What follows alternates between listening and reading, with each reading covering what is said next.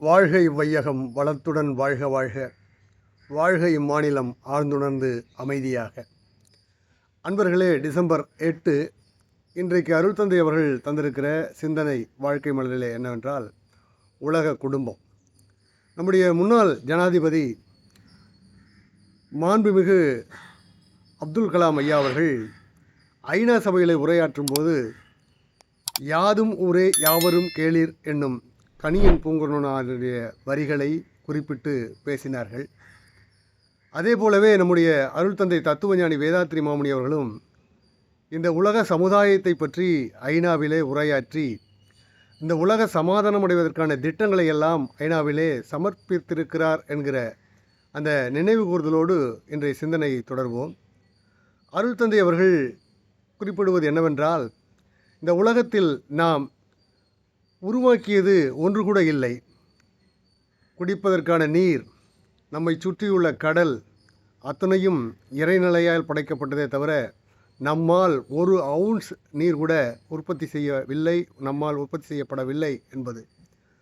இங்கே நாம் சுவாசித்து கொண்டிருக்கிற இந்த காற்று, இது காற்றில் ஒரு துளி கூட நாம் உற்பத்தி செய்யவில்லை, நம்மால் உற்பத்தி செய்யப்படவில்லை. எல்லாம் இயற்கையால் படைக்கப்பட்டது எனும்போது, இந்த காற்றும் நீரும் பூமியும் அத்துணையும் உலகத்தில் பிறந்த அத்துணை மக்களுக்கும் ஒவ்வொரு மனிதனுக்கும் சொந்தமானவை என்கிற நினைவோடு இந்த உலகத்தை அணுகும்போது நாம் எல்லாம் ஒரே குடும்பத்தை சார்ந்த சகோதரர்கள் என்பது புலப்படும். உலகத்திற்கு இடையே, இந்த உலகத்திலே இருக்கக்கூடிய நாடுகளுக்கு இடையே ஆன எல்லைகளை முற்றிலுமாக அழித்தொழிப்பது என்பது இயலாது. அப்படி அழித்தொழித்தல் என்பது இயலாது போனாலும் கூட, எல்லைகளை மீறி உலக மக்களுக்கிடையே அன்பு செலுத்துவது இயலும் அல்லவா? அப்படி அன்பு செலுத்த பழகினால் உலக மக்களிடையே ஒற்றுமை நிலவும். அப்பேற்பட்ட ஒற்றுமை என்னவாகும் என்றால், உலக மக்கள் அனைவரும் ஒன்று எனும்போது ஒரு நாடுக்கும் இன்னொரு நாட்டிற்கும் இடையே சண்டை சச்சரவுகள், போர், பகை அத்தனையும் கலைந்து போகும். உலக மக்கள் அனைவரும் ஒரே குடும்பமாக வாழும் நிலை ஏற்படும்.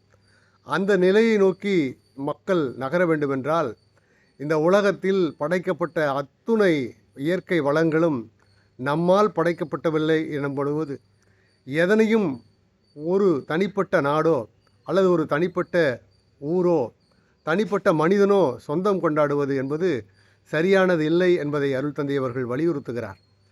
ஒரு இடத்திலே சொல்வார், ஒரு பிடி சோற்றிலே உலக ஒற்றுமையை கண்டிடு என்று. அந்த ஒரு பிடி சோறு எனும் அந்த உணவை நாம் கையில் எடுக்கும் போதே நமக்கு நினைவு வர வேண்டும், இந்த உலக மக்கள் அனைவருடைய உழைப்பும் சேர்ந்துதான் ஒரு பிடி சோறாக நமக்கு வந்து சேர்ந்திருக்கிறது என்று. அப்படி வந்து சேர்ந்திருக்கிற போது இந்த உணவை உண்ணுகிற நாம் நன்றி செலுத்த வேண்டாமா? இந்த உணவை உற்பத்தி செய்த அத்துணை மக்களுக்கும் நாம் நன்றி பட்டவர்கள் அல்லவா என்னும் உணர்வோடு உலக குடும்பம் என்ற நினைவோடு நாம் வாழ்க்கை நடத்த வேண்டும் அருள் தந்தை குறிப்பிடுகிறார். வாழ்க வளமுடன்.